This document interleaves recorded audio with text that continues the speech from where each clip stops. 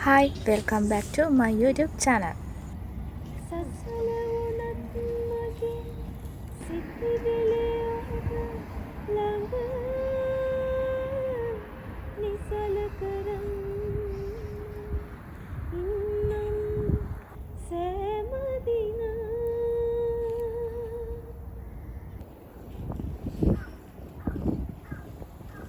කොච්චර වැඩ තුනත් මම ආස දේවල් කරන්න නිවාඩු දවසක් ලැබුණම කොහේ හරි යන්න කොහොම හරි මම ටයිම් එකක් හදාගන්නවා.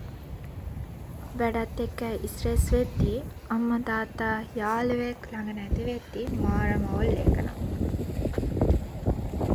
කොහොම වුණත් මම මේ ලයිෆ් එකට හුරු වෙලා.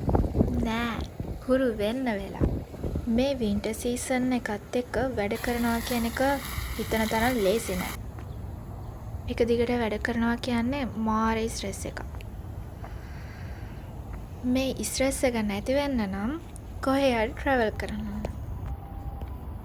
මේ ඔළුව හැරුණ අතේ ආපු ගමනක්. මෙතන මාරම නිදහස්.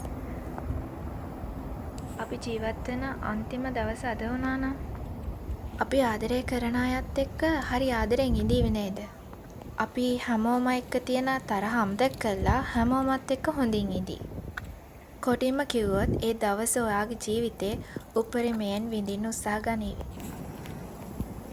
ඉතින් ඇයි අස්තීර හෙට දවසක් ගැන බලාපොරොත්තු තියන් ජීවිතේ හැමදේම හෙට විසඳෙයි කියලා හිතන් ඉන්නේ? හැම දවසම ජීවිතේ අන්තිම දවස කියලා හිතන් සතුටින් hina වෙලා ඉන්න. මේ ස්වභාව ධර්මත් එක්ක ටිකක් කාලය ගත කරලා බලන්න. මුදයි